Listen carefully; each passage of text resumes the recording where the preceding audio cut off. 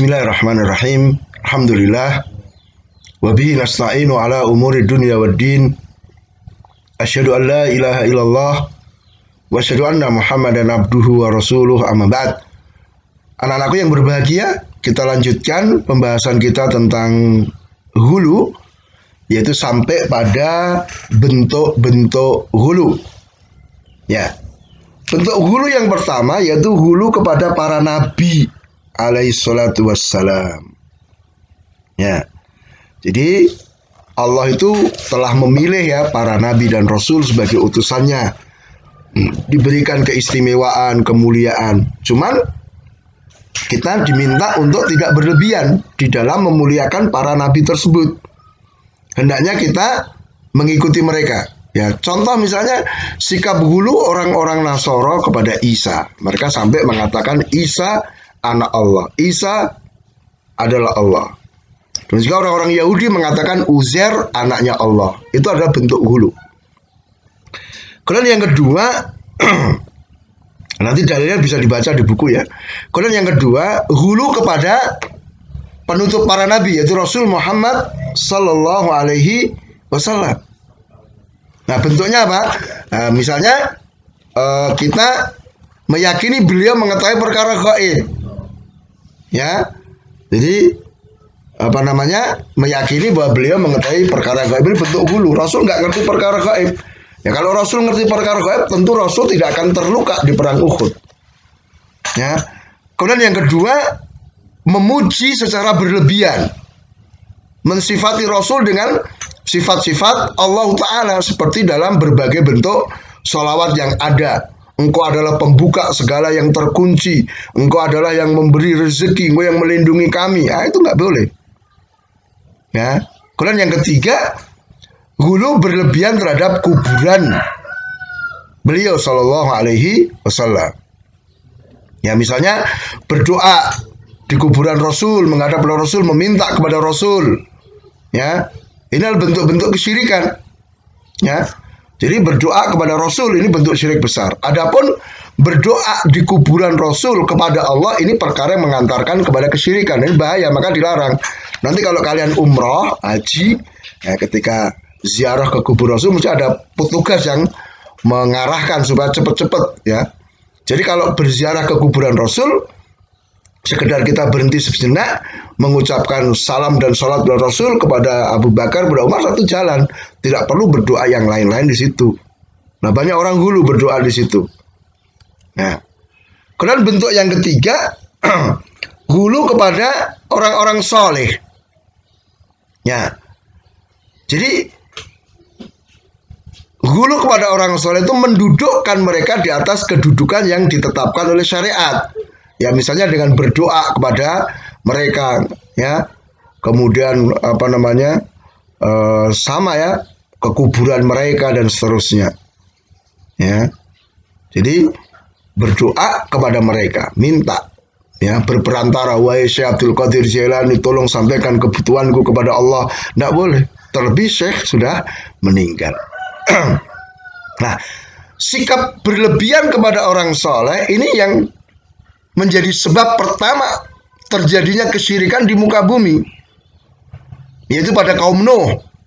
Ketika orang-orang soleh itu meninggal dunia, akhirnya mereka membuat gambar, membuat patung, sering ziarah ke kuburannya, ya, beribadah di kuburan mereka, sampai akhirnya syaitan menjerumuskan mereka, akhirnya mereka melakukan kesyirikan di situ dengan berdoa meminta kepada orang-orang soleh yang sudah meninggal. Dan nanti dibaca sendiri ceritanya di buku itu. Nah, kemudian di sini kita ringkaskan tentang jenis-jenis manusia dalam mensikapi orang soleh. Yang pertama, orang yang hulu, yang berlebihan, ya, yaitu orang-orang yang mengangkat kedudukan orang soleh melebihi kedudukan yang telah ditetapkan oleh Allah Tabaraka wa Ta'ala untuk mereka. Tadi meyakini orang soleh ini mengerti perkara yang gaib, orang soleh ini dan seperti itu.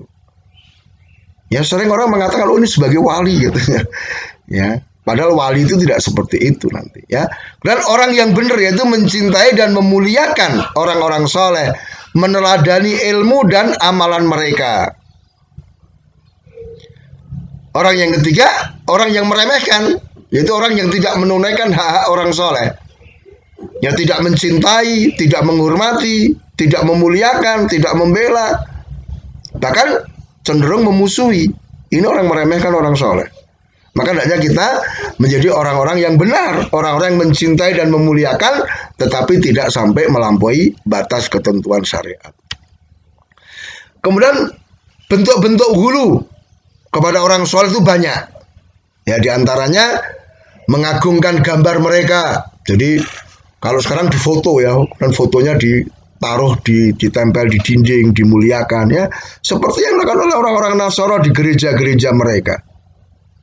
Yang membuat patung dan meyakini mereka orang soleh, mengetahui perkara yang gaib, meyakini mereka bisa memberi manfaat atau bahaya, ya, meyakini mereka itu orang yang tidak pernah salah, terjaga dari kesalahan, semua yang diucapkan dan dilakukan mesti benar. Itu bentuk hulu. Kemudian mengusap-usap mereka, ngalap berkah dengan badan mereka. Sering tahu, wah, sisa airnya itu untuk rebutan, sisa air minumnya. Ya, ngalap berkah dengan sisa air minum orang soleh. Ya, nah. Kemudian di sini jenis-jenis hulu terhadap orang soleh.